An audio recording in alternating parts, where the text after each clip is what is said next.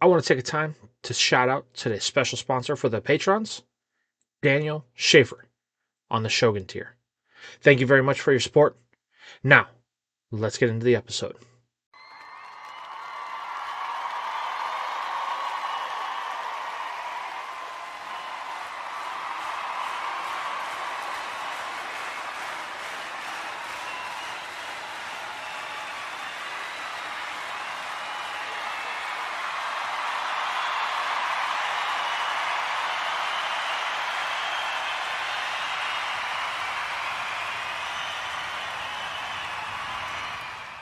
Well, this is it. Our final adventure together with Ash in the Sinnoh region. I can't believe that it's been just over a year since I started this What If. And the following that has grown since I've started this one has been amazing. The support that you guys have given me really tells me that I'm on the right track with what I'm doing here. I really want to continue to keep growing, but that's going to be a conversation for another time. And before we get into today's video, you guys know the deal. Take a look at the analytical stat bar and just make sure that you've hit the subscribe button, turn on notifications so that way you'll never miss another upload to this channel. With all that being said, let's head into the final journey of What If Ash won the Sinnoh League. I hope you enjoy.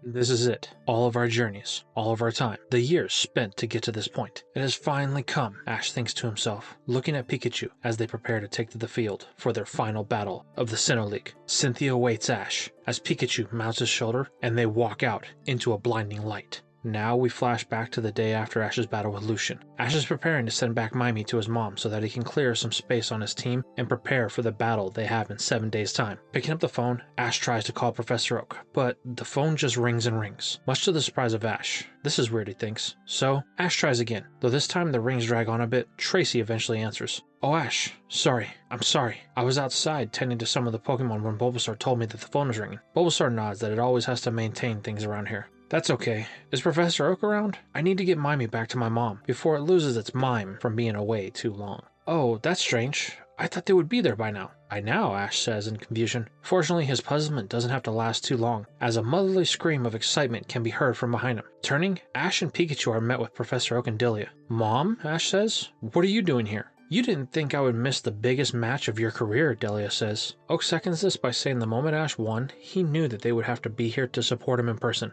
You've done good, my boy. So, we want to be here for you in any way that we can. Oh, wow. Thanks, guys. I'm glad you're here. It means the world, Ash says, choking back tears. But Delia quickly interrupts, telling Ash that she needs Mimey. Okay, the young trainer says, releasing it from its ball, only for it to happily agree Delia. She asked it if Ash treated it right. Mimey says yes, but Ash did try to make it battle a second Pokemon. Delia scolds her son for trying to use force with Mimey to battle so intensely, only for Ash to stare in amazement that this is even a conversation. But it doesn't last long, as Delia then tells Mimey that they have work to do, and they walk off in the direction of the Pokemon Center cafeteria. Mom, where are you going? Her son calls. You can't become champion on an empty stomach, she replies, disappearing from behind a door. Ash immediately has flashbacks to his days in the Indigo League, when she had done the same thing. Then he realizes he left Tracy on hold. But Oak's assistant isn't discouraged, only happy that the professor had made the safe trip. Tracy then says goodbye, as he and Bulbasaur still have their rounds to make. Things then turn to Professor Oak as he tells Ash he's very proud of him. He knew that one day Ash would make it to this level of competition. It kinda reminds him of his youth, but this memory is cut short as Ash tells Professor Oak that he's glad that he came. He needed the support, especially with Brock gone and Dawn off doing her own thing.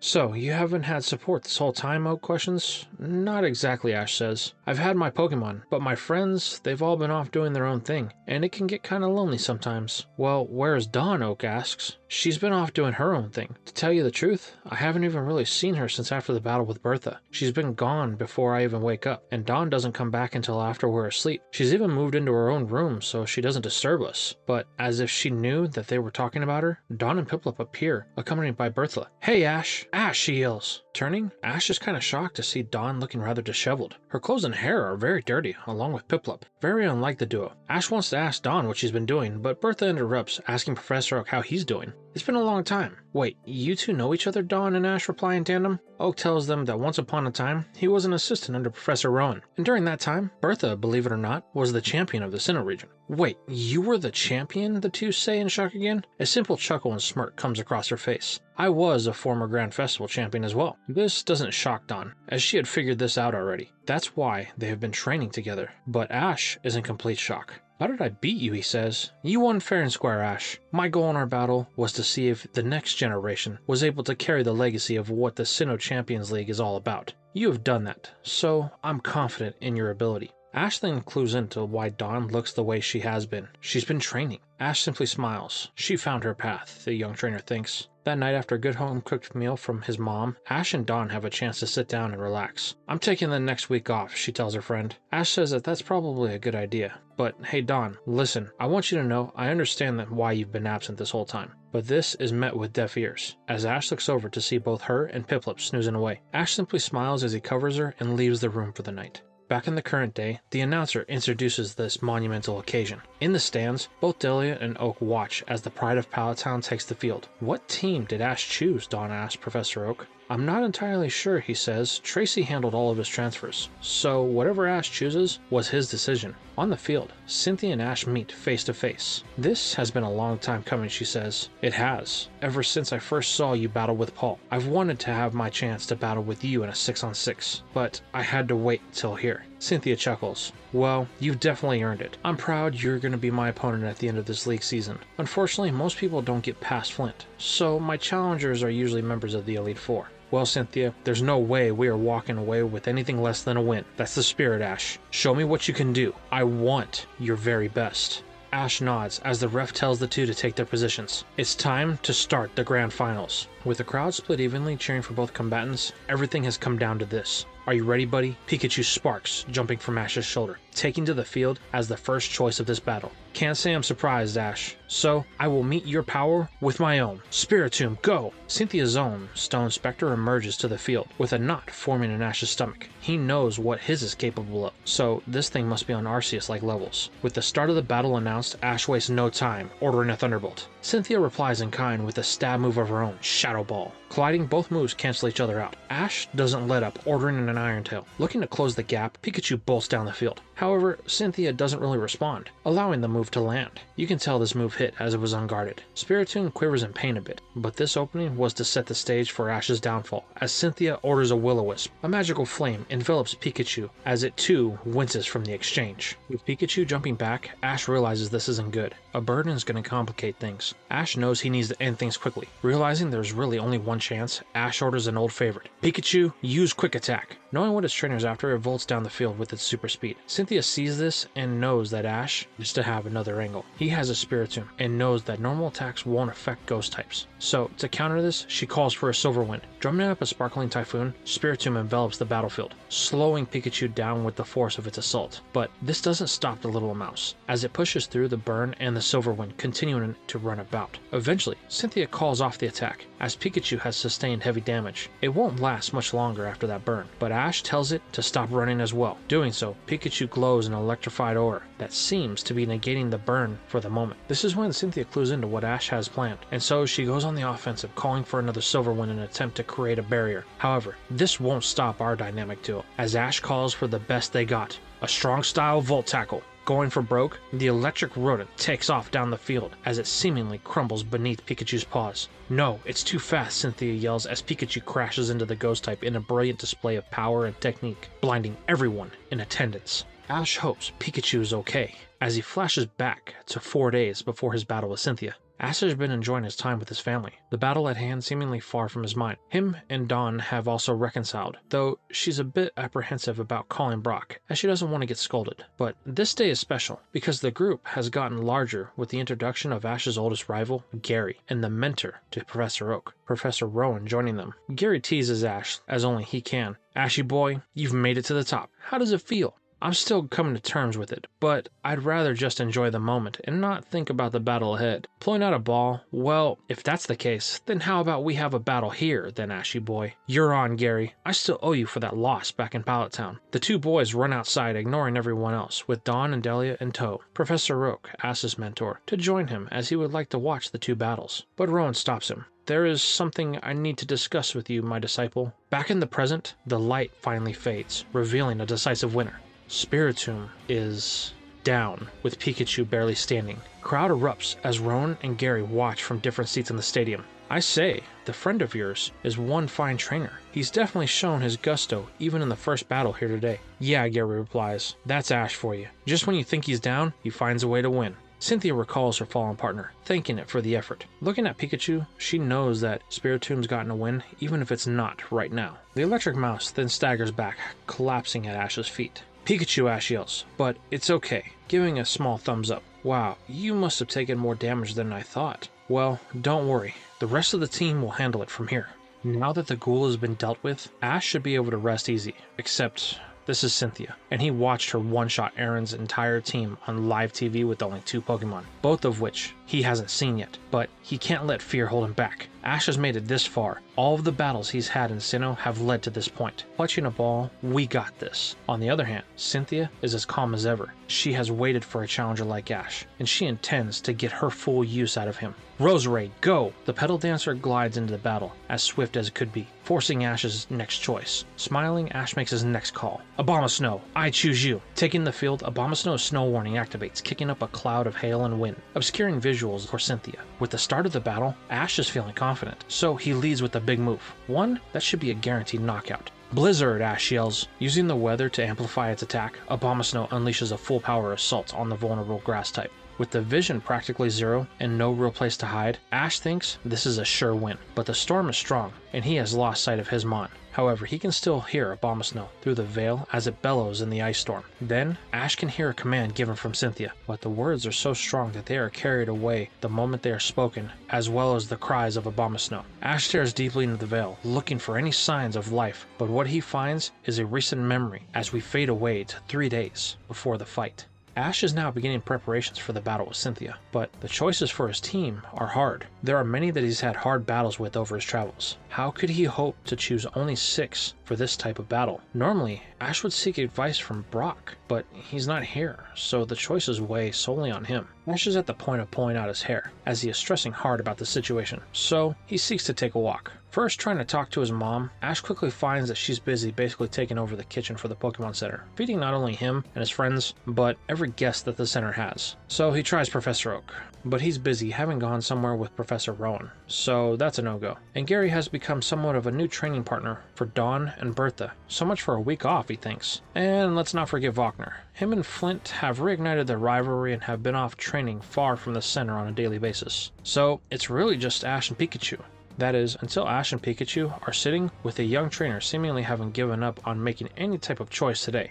His uncertainty is starting to turn into frustration. Oh, how could making a choice be so hard, he screams. Well, I guess it really depends on the choice, a group of voices say in tandem. Pikachu is excited, leaping from its perch to greet the 3 visitors. Lifting his head, Ash is met with not 1, not 2, but 3 very friendly faces. Misty, May, Max, what are you doing here? What, do you think one of our best friends getting a chance to compete in the Champions League and we wouldn't come support him? Misty yells in a loving anger, as only she can. She's scary, Max says, hiding behind May, while May just plays it off to ease the tension. Normally Ash would react with the same type of response as the fiery redhead, but he doesn't, and this is the first thing that Misty notices. Ash just joins May and Max, asking how they have been, while Misty watches on thinking to herself, you really have grown, haven't you? In the haze of the battlefield, Misty, May, and Max watch opposite of Ash's other companions, trying to make out anything in the haze. Do you think Ash has it here, May asks. Of course he does, Max interjects. This is Ash. Who's better at using his Pokemon to their fullest? I wouldn't be so sure, Misty counters. This is Cynthia. Even though I'm not from the Sinnoh region, I am fully aware of her accolades. She is every bit as capable as Ash, the gym leader says, as the cloud fades to reveal the truth in her words. Abomasnow is standing, but in its gut is a poisonous bouquet of flowers, causing the snowman to double over.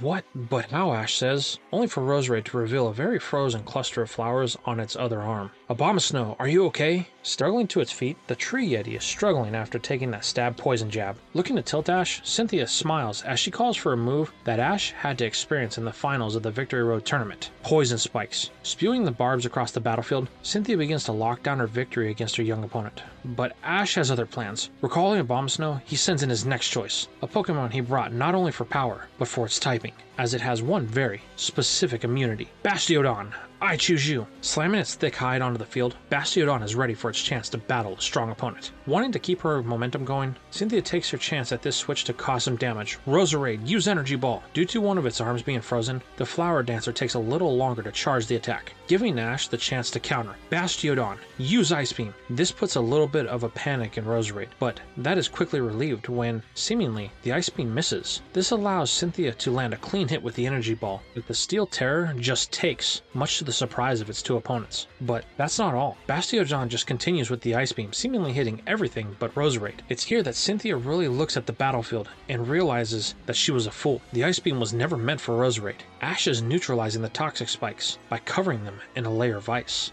Wanting to correct things before they get too out of hand, Cynthia recalls Roserade for the next Pokemon. Milotic, go! Taking to the field, the Surfing Serpent coils ready to deliver a blow of beauty. Wow, I didn't know she had one of those, Ash thinks. But we can pack it in. We've come too far, right, Bastiodon? With a mighty cry, the defensive fossil stamps its feet, ready to take the challenge of Torrent. Well, Ash, shall we begin? With a smile, we shall. Bastiodon, use Ancient Power. But strangely, Milotic puts up little resistance, taking the blow much to Ash's surprise, only for that to quickly be nerfed as Cynthia commands a move that's going to make this match much harder. Mirror Coat. Suddenly, a burst of energy rockets toward the slow-moving Goliath. Ash yells for it to use its stun defense, but the command it takes is too long, as Milotic hits with double the force that it took. Luckily for Ash, Bastiodon has a saving grace, its sturdy ability, preventing it from fainting on the spot. With his options limited, Ash chooses to keep in the brute, telling Bastiodon it can't quit now. Shaking off the haze, it readies itself for another altercation, in which Cynthia calls for a surf. Suddenly, the duo are met with a towering wall of water. This is sure to end the battle. Bastiodon quickly uses an Ice Beam. Charging what strength it has left, the Ancient Defender blasts with sub-zero temperatures. This freezes the water, and Milotic in place, much to the relief of the young trainer. Now that Milotic is frozen, Ash knows that any move he makes runs the risk of freeing the serpent. But Bastiodon won't last much longer, so his only choice is to attack. Putting it all out there, Ash calls for a flash cannon. Mustering the final bit of energy, the shield fossil fires all it has, shattering the ice prison of Milotic, hitting it for a massive amount of damage. Now, both Pokemon are on the verge of collapsing, except Cynthia has one ace up her sleeve: Recover. Glowing in a healing aura, Milotic recovers some of its lost stamina, much to the displeasure of its opponents. Cynthia, feeling more confident than ever, orders another Surf, in which Ash quickly counters with another Ice Beam. Unfortunately, Bastiodon doesn't have the strength to repeat its previous endeavors and falls to the wave of destruction. With a sigh, Ash recalls his Titan, thanking it for the effort that it put in. Well, Ash, that was a great show you put on. I hope you can continue to provide the challenge you have so far. Don't worry, there's no way we're going home today. Staraptor, I choose you! The Predatory King takes to the sky, ready for the commands of its trainer. Well, Ash, hoping a little bit of air superiority will win this for you? That's the idea. Staraptor, use Brave Bird. Streaking in a ball of flames, the King of the Skies hurls itself towards Milotic with a devastating force that wobbles the serpent. Then, the recoil sets in for the bird. Seemingly unfazed, Cynthia merely responds by once again calling for a recovery, bringing Milotic back near full health. But Ash was expecting this, calling for another Brave Bird. But this time, things are a little bit different, as Cynthia uses the size of her Mon, telling it to coil up like a spring. This absorbs the blow from Staraptor, allowing the serpent to wrap itself around Ash's bird, immobilizing it in the process. With the bird now locked down, this is an easy win, as Cynthia calls for an Ice Beam. Unable to move, there's little Ash can do, as he watches Staraptor take a hit, ending the battle quicker than any before it. Not good, our young hero thinks to himself. Staraptor didn't even get a chance to really do anything. Recalling it, Ash considers his options. This Milotic is unlike anything he's ever faced before. Cynthia knows her Pokemon's strength and weaknesses very well. This is a problem, as it is leveled 2 of Ash's best Mons. Knowing there's really only one Pokemon he has that can contest this thing, Ash makes his choice. Abomasnow, I choose you! Hitting the field, Abomasnow's ability kicks in as a snowstorm once again emerges. But there's one other factor that Ash has to take into account when making his choices: the ice-covered battlefield. This makes things solely in his Mon's favor. Fortunately for him, Cynthia is aware of this, so she chooses to keep Milotic in, as it's been on on a roll in this battle. With the start, Ash calls for a blizzard. This attack is amplified by the storm, allowing it to hit for great damage. But Cynthia is ready with a recover. Milotic simply won't go down. Well, if ice won't work, then maybe a more physical approach will. Abomasnow, use rock climb. A mountain begins to burst from the ground, carrying Milotic into the sky, as Cynthia calls for a surf to flood the battle area and keep Abomasnow from completing its attack. Knuckling down, Ash tells Abomasnow to use Wood Hammer, and it smacks the waves at the base of the rocky terrain. This clears a path, allowing Abomasnow to start to climb. However, the time it wasted to clear the path is working against it, as the mountain is starting to recede. This begins to look good for Milotic, as it is getting closer to the water. Cynthia tells Milotic to dive from its perch. Knowing this will end if he lets it happen, Ash calls for a grass knot, binding Milotic to the rocky outcropping. With little options left, Cynthia calls for an ice beam. As Milotic fires its attack, Ash orders Abomasnow to throw all of its weight into the rock climb, as they collide in a burst of ice-like energy, sending chills down the spine of everyone in attendance. Once things settle down, the results are evident. Both Pokemon are unable to battle. This brings the first half of the battle to an end, prompting a 10-minute break, as Ash has lost 3 of his 6 Pokemon. To say Ash is starting to lose that confidence that he had at the beginning would be a correct statement. Man, Cynthia sure is as tough as they come, he thinks. It took 3 of my Pokemon to take out 1 of hers. But that's not going to stop us, right? As he looks to his sleepy Pikachu, thinking about 2 days prior as he was starting to make the choices for his team. Thanks to Misty May and Max, he was able to take his mind off of the battle with Cynthia, allowing him to think clearly. This was a big help, but he still felt like something was missing. At this point, the only choices he had made for his team was Pikachu, Abomasnow, Staraptor, and Bastiodon. The last 2 choices are ones he was having trouble with. It's here that Dawn joins him, as she and her other Pokemon are starting to feel a lack of time off. It's time that she took a break, which is fine, as Bertha said that she has something that she needed to talk over with Volkner and Professor Rowan about anyway. Awesome, Dawn. Then you can help me with my final choices for my battle with Cynthia. But Ash, why do you want me to? This is your battle. This should be your choice. It was you and your Pokemon that got this far, so only you have the right to make that choice. I couldn't have put it better myself. That voice. Brock, what are you doing here? Hey Ash, you didn't think I would miss your big match, did you?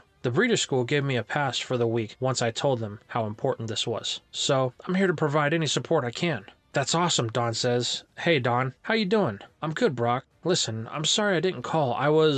Don't worry about it. I'm glad you worked it out. I knew you would. Thanks, Brock. Well, shall we get to planning? The trio then gets to work, with Ash as the rest of their friends join in, and we fade back to Ash looking at Brock in his stands. Brock nods to Ash, almost saying, "You still got this." With a nod back, Ash smiles. They both know what the other said. The battle is far from over. The time is called, and it's back to action. Ash is ready for the second half. He's got a lot of ground to make up, but he knows his remaining team members can do this. Cynthia tells Ash he needs to bring his A game. The first half really dwindled his team as she chooses her next Pokemon. Togekiss, go! Taken to the field in a majestic aerial demonstration, Cynthia's flyer is ready for its chance to battle. Gripping his ball hard, Ash knows it's time for some real speed and power. Garchomp, I choose you! The Landshark takes its position with a gleam of determination in its eye. This doesn't go unnoticed as Cynthia is very familiar with this dragon line and its determination to win. Well, Ash, let's get this second half underway. Togekiss, use Aura Sphere. While it charges the fighting type move, Ash orders Garchomp to take to the air. Use Brick Break. The 2 moves collide, canceling each other out. Undeterred, Cynthia calls for an Air Slash. The blades of air cut in the direction of the dragon, but Ash is able to quickly counter this with the Stone Edge defense. Garchomp pushes the stones out to catch the Air Slash, but they cut right through the stones, connecting with Garchomp. This is reciprocal as the Stone Edge being split into shards hits its target, once again making things even, or so it looks, as Garchomp flinches from the attack, allowing Togekiss to land a Zen Headbutt with a surprising force, sending Garchomp spiraling towards the ground. Luckily, Ash is able to get through to it, so the shark can brace itself, landing, preventing even more damage. Realizing they can outskill Cynthia here, Ash has to pull out his wild card. Garchomp, back up! Taking flight, the dragon bolts at a speed that Togekiss can't match. Garchomp begins to speed around Togekiss, making it unable to land any attacks. In order to simplify this, Cynthia orders another Aura Sphere. This move is guaranteed to hit, but Ash tells Garchomp to dive into the attack, catching both of their opponents off guard. Use Giga Impact, Ash yells. Glowing in a destructive energy, the Landshark takes the fighting ball head on, only to land its most devastating move, sending Togekiss into the ground below. However, the result is very different than what happened with Garchomp, as Togekiss hits with a deafening thud. Garchomp uses this time to retreat to a safe height so it can recover, waiting to see if this battle will continue. Though it has its bells seriously rung, Togekiss is indeed able to battle, but it's definitely moving slower due to the damage it took. Wanting to end this, Cynthia tells Togekiss to use multiple Aura Spheres. Fire them in the directions all around Garchomp. This is odd. They aren't actually hitting the dragon. But this was just a ruse as Cynthia gives the command to strike. Suddenly, all of the balls of energy come at Garchomp from all directions. This is it, the champion thinks. But Ash has other plans. Garchomp, spin, and use Draco Meteor. Using a modified version of Dawn's spin tactic, the Aura Spheres begin grazing the dragon as the hail of dragon fire rains down from the sky. Unable to move at its normal speed, Togekiss is caught in the attack, ending this battle in the process. Cynthia is forced to recall her Mon, thanking it for the work it put in, while Ash does the same in hopes that any rest will give Garchomp the edge needed to take another battle. Well, Ash, that was fun. I must admit that ended in a way I didn't think it would. We are not out of this yet, Cynthia. Me and my team are planning to go the distance. That has me very excited. Roserade, go! The flower takes back to the field. Ice still crystallized around its left rose. Ash only has one fresh choice here, but there is a problem. If he sends it in, then the protection that he has set for the toxic spikes will end.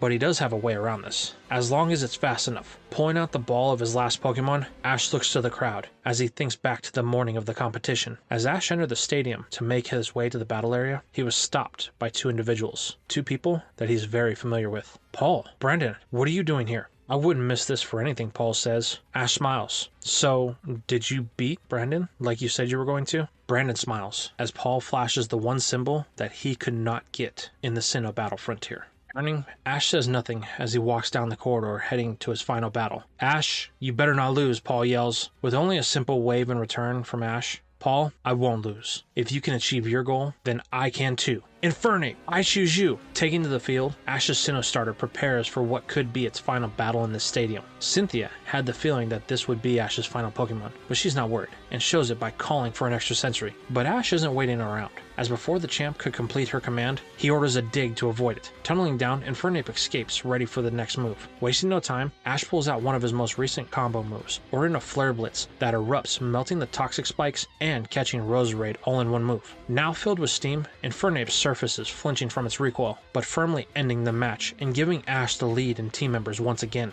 Cynthia recalls Roserade, thanking her. Now things are interesting, she thinks. Why don't we see who's the better fighting type? Lucario, go! The Aura Battler hits the field, fresh and ready to make its presence known. Ash, let's see who is the more skilled fighter. You hear that, Infernape? They are challenging us. Looks like Infernape is ready. Very well. Lucario, use extreme speed. Ash orders a flamethrower to counter, but it's not fast enough, as it is met with a gut check before it can even bellow the flames. Then, Lucario quickly retreats, leaving Infernape and Ash questioning how they will compete with that. But they don't have to wait long, as Ash orders a close combat, which is met with an Aura Sphere from Lucario. Infernape is able to push through this, but Lucario uses its Aura Sensing abilities to counter most of the hits, minimizing the damage it takes. Ash and Infernape are getting a little frustrated, but Ash tells it they need to stay calm. We can't win with just brute force. We need something more, Ash thinks. Normally, his big play would be Blaze, but in this case, he needs to preserve Infernape as much as possible. He can't be reckless. So, Ash chooses to call for a dig, to put at least some distance between the two. However, Cynthia is wise to the game, as Lucario easily senses where Infernape is going to emerge. What follows is a game of Whack-A-Monkey, as each time Infernape surfaces, it is met with an Aura Sphere, forcing it back under. This continues until the battlefield is littered with gopher holes. It's here Ash begins to formulate a plan, telling Infernape to keep up the digging. Turning up the pressure, Infernape burrows like a madman, crisscrossing beneath the feet of Lucario. Though it can sense where the fire monkey is, it can't really reach it as it's deeper than the Aura Sphere would penetrate. Knowing that Ash is up to something, Cynthia tells Lucario it's time to force it out. Use extreme speed to follow their movements under the ground. Suddenly, a blur streaks across the battlefield as Lucario is trying to stay ahead of Infernape, while it charges not one, but two Aura Spheres in its paws. It seems they are trying to force Infernape in a certain direction, but this is what Ash is going for. He knew that Lucario could track Infernape, and eventually, it would give chase at its trainer's command. It's here that we see Ash's plan unfold, as he tells Infernape to keep digging, but to flood all of the tunnels it can with its most powerful flamethrower. Suddenly, pillars of fire burst from the several holes around the battlefield, catching Lucario in a few of them. This tilts them on a little, but Cynthia tells it to stay strong. Walk on to Infernape's aura. Regaining its faculties, Lucario searches, but there's a slight problem. The columns of fire share the same aura signature as Infernape. This allows the Kung Fu Chimp to emerge from the pillar close enough to Lucario, landing a close combat at the command of Ash. As the fire subsides, the battle ends, with Lucario at the feet of Infernape, unable to battle. Recalling her penultimate Mon, Cynthia marvels at the comeback Ash has made. Going into the second half, he was against the ropes, but now he has the numbers advantage. However, her last choice is her best, and it's still fresh. Garchomp, go! Cynthia's starter takes to the field, looking to prove why it's the ace of our best girl. Though the battle has been tough thus far, Ash knew going into this battle that the real challenge was going to be this dragon. He has seen it battle many times, and if he's going to be honest with himself, it's scared him each time. That is, until now. He and Cynthia are on equal footing. There's no reason why he can't take the win here. Ash knows Infernape needs some rest from the close combats and the recoil damage it took, so he recalls it. Ash looks to his starter. It's asleep. That battle it had with Spiritomb took a lot out of it, but the numbers are still in his advantage, so he should be able to pull a victory if they are careful. With a deep breath to wipe away any lingering doubt, Ash readies his next ball. Garchomp, I choose you! Taken to the field, Garchomp readies itself. This battle is a personal one. It's looked up to Cynthia's ace ever since they first met. All the training and battling it's done since then has been for this exact moment. Both dragons let out a mighty roar, signaling they are ready to start this battle. Almost of one mind, both trainers tell their land sharks to take to the sky. Without hesitation, they both bolt up. With commands from their trainers, Ash yelling for a brick break and Cynthia calling for a dragon rush. The two collide, but it's clear that her Mon is the stronger of the two, pushing through the brick break to land a stab super effective move on Ash's dragon. This force sends it into a spiral that Ash quickly yells for it to recover from. Luckily, the training from the Air Battle Master comes into play here. Garchomp is able to use the currents to his advantage and regain altitude. However, Cynthia won't let up, calling for a flamethrower to turn on the pressure. This is where Ash sees his opening, telling his dragon to use a Stone Edge defense. Wrapping itself in the stones, Garchomp is able to shield itself from the flames as they expand outward, eventually hitting Cynthia's Mon and making a statement. It won't be a pushover. Smiling, the champion knew that this would be a good one, as she orders her dragon on the attack with the Draco Meteor. This is going to be close. Garchomp dodge, Ash yells. Use Brick Break to counter the meteors. Charging both claws, Ash's dragon does so, but the rain of dragon fire is coming down too fast for it to knock away all of the attacks, taking some of the damage in the process. Not liking where this is going, Ash knows he has to do something. This is where his erratic brain starts to formulate a plan. Ash tells Garchomp to land. Nodding its head, the dragon does so, hoping that its trainer has something up his sleeve. Cynthia wonders about this, but she won't wait to find out, ordering another Draco Meteor. Stone Edge defense, Ash calls. Putting up its shield, Garchomp waits for its next orders, which is soon as Ash sees his window. As the second Draco Meteor rains down, Ash tells Garchomp to sit in place. Let them fall. The stones provide the cover that they need, as with no movement, the defense they need is very little. Good, just a little more, he thinks. It's at this point Ash can see the attack starting to fade, so he orders Garchomp to send its Stone Edges airborne. Doing so forces Cynthia's dragon to start to move, which is exactly what Ash wanted, as it dodges the stones, but it's met with another problem, as now its own Draco Meteor pelts it from behind, sending it to the stadium floor. This caught Cynthia off guard. Good move, Ash, but only one problem, she says as her Garchomp stands back up. That was a weakened Draco Meteor, so the damage my dragon took was severely minimal, but good effort. Right, Garchomp? The dragon smiles its opponent's way, demonstrating that they will have to do better if they hope to win. Unfortunately for Ash, his pseudo-legendary is starting to reach its limits. Breathing heavily, Ash tells Garchomp this is it. Use Giga Impact. Cladding itself in whatever destructive energy it has left, Garchomp shoots forward, preparing to launch its attack. But both it and Ash are met with a surprise when Cynthia's dragon is hot on their tail with the Dragon Rush. Ash has no choice. Garchomp, now! You can't charge any longer. The dragon makes a sharp turn, trying to evade some of the damage it's about to take, but this only causes the two to meet head to head. As they slam into each other with the forces that can be felt on the ground, for a moment they look even, but that is quickly put to bed as Ash Dragons begins to fall, as Cynthia watches clearly victorious in this battle. Garchomp hits the ground with the force that shakes the surrounding area. The vibration finally waking Pikachu up. Still a bit dazed, it looks around, then flinches as the burn slightly hurts it. Now the mouse remembers the battle with Spiritomb. It got burned, literally, but that was the beginning of the match. Now it sees that there are two Garchomp out, but one of them has clearly been defeated. Pikachu wanders over to Ash. Buddy, you're awake. How you feeling? It nods that it feels a little bit better, but Ash can see the burn is still affecting it. Ash gets his starter caught up on everything as he recalls Garchomp. Well, it's just you and Infernape, but I think we can still win. With a slight spark, Pikachu agrees, followed by a wince as the burn still hurts. Ash knows that Pikachu has taken some serious damage in this battle, so he hopes Infernape will be enough to topple this champion dragon.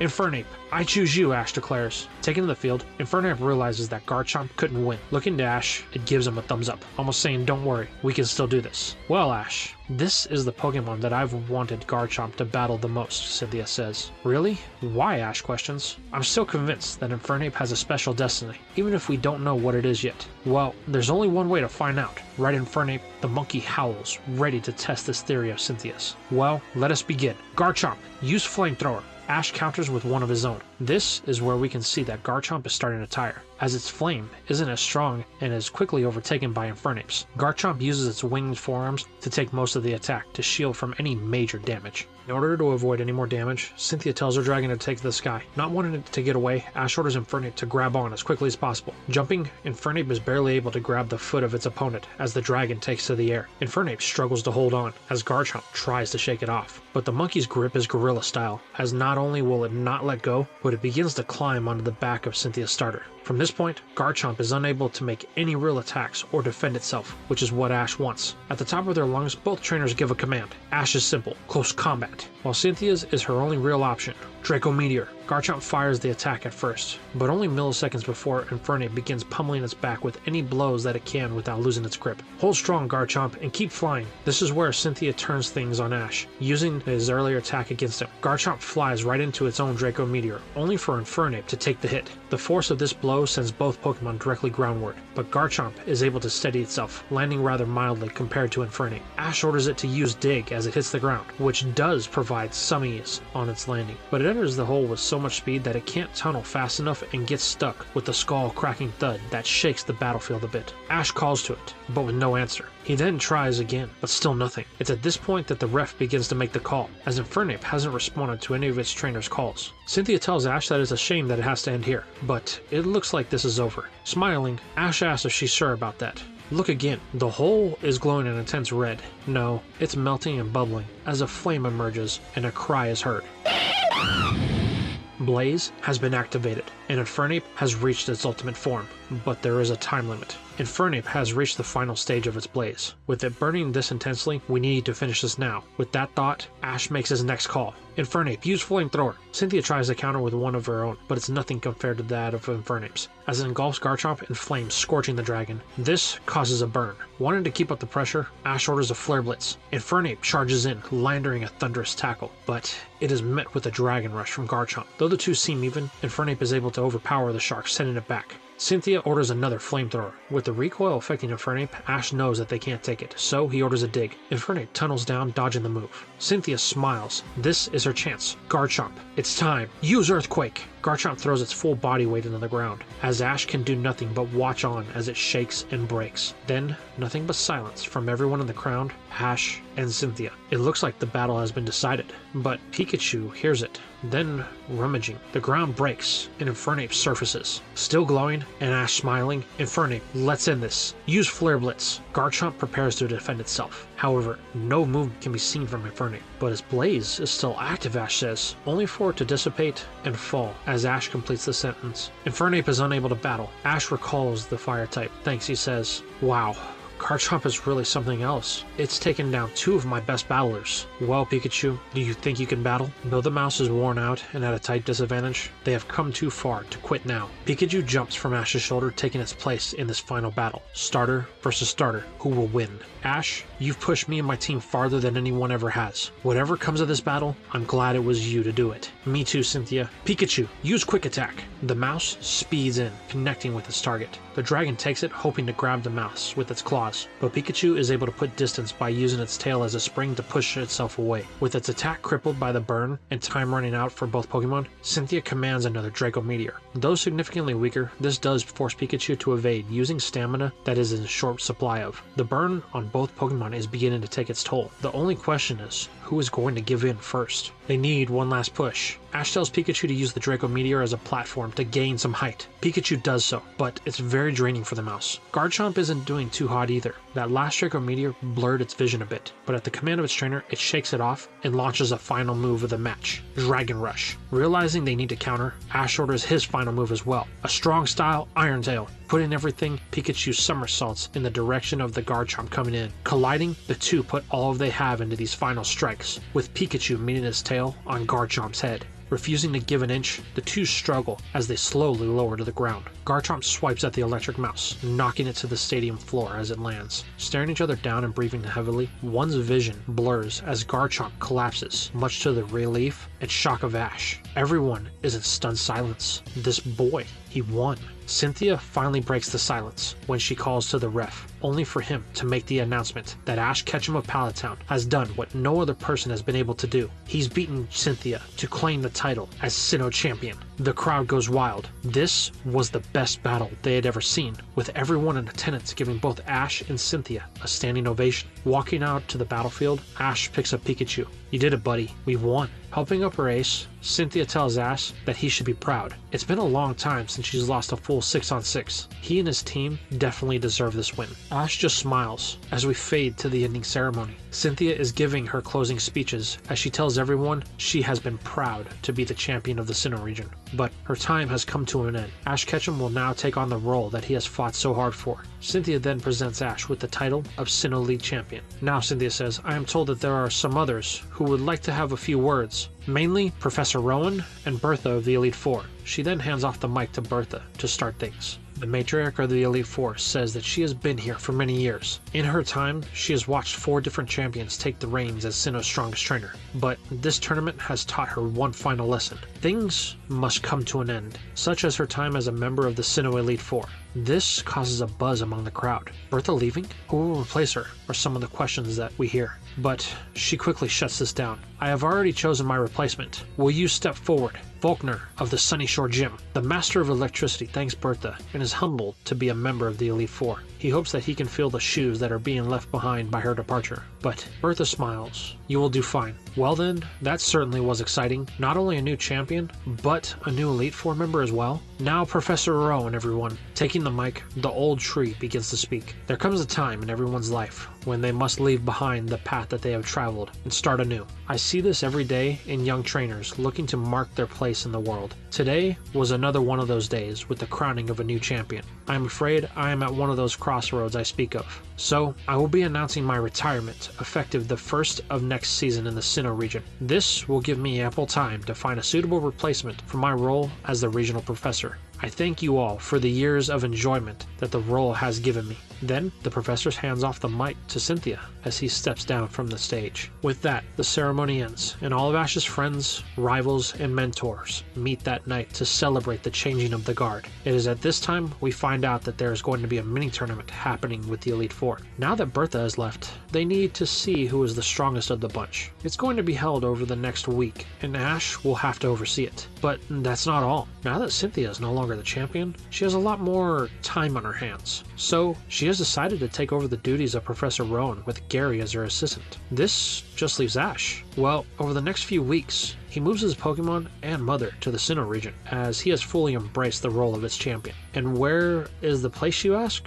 Well, Sandgem Town, as Ash loves to see the day a trainer meets their Pokemon for the first time. It is during this time that Dawn gets a chance to say her goodbyes, and heads to the Hoenn region to compete in their Grand Festival. Bertha has chosen to tag along, as she wants to visit a place a bit warmer. The rest of Ash's friends all head off in their own direction to carve out their paths, leaving our hero with just one final thing he must do to complete his Sinnoh adventures as he enters the Snow Point Temple. "Brandon, I am here for our battle."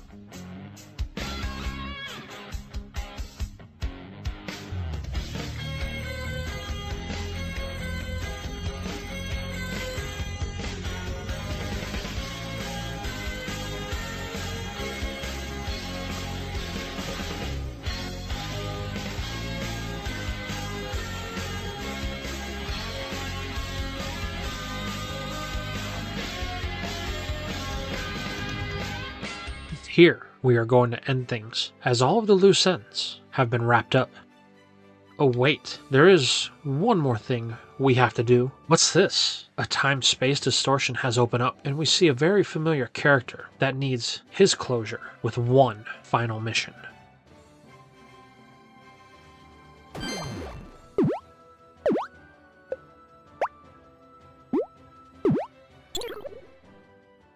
And that's all we have for the series finale of What If Ash won the Sinnoh League. How did you guys feel about that part? How did you guys feel about the battle he had with Cynthia? Do you think that he could have actually won this battle in the way that I depicted? Did it seem realistic to you? How'd you feel about his team? And of course, what was your favorite part of just his journey in total? Let me know in the comments down below. And also, let's not forget, even though this is the series finale, there's still one more adventure that we have to wrap up. You can look for that one coming out sometime in January, so that way we can close the final chapter on this epic tale. But with all that being said, this whole experience has been one that I've been proud to bring to you, and I can't thank you guys enough for your support during the journey. Every time we get to the end of a series, it's really cathartic for me. It just gets me excited for what's going to come next. But you're going to have to wait to see for that. I promise you though, it won't be long. But with all that being said, it's time to sign out the video the best way we know how, by thanking the sponsors, the patrons, and some YouTube channel members. For our YouTube channel members, Chris Collins, and Still There 123. And for our patrons, Silver Heart Soul, Robert, Vegito Gaming 78, Andrew McCartney, Holosiv, Julian Rodriguez, Ruben Watson, Lord Explosion Murder, Assassin 139, Flyer 943, Shadow Dragon, K McKnight, Kevin Atran, Drax, True Volt, Adrian Carr, Dino King, Dalen Silva, Fox King, Warney Taylor, Plus Ultraman, Megar, Mike Logan, Eddie, Kendall Green, Earth Dragon, Josh Waldrop, John Larson, Josh Van Meplin, Forbidden Super, Dylan Nicholson, Gerald Smith, Normandy 1998, Chris Slackerman, The Shadows, Trainer Brad 164, Reboot, Johnny, Brad 1, Ifosa Amid, Indigo Saturn 64, Kevin Malula, Chris Collins, Nicholas Onthank, Christian Anderson, Thomas Watson, Justin Ray, Daniel Schaefer, and Stephen Foot. Thank you very much for all the support that you guys have given, and I'm looking forward to what we have going in 2023. But as always, I will see you in the next video.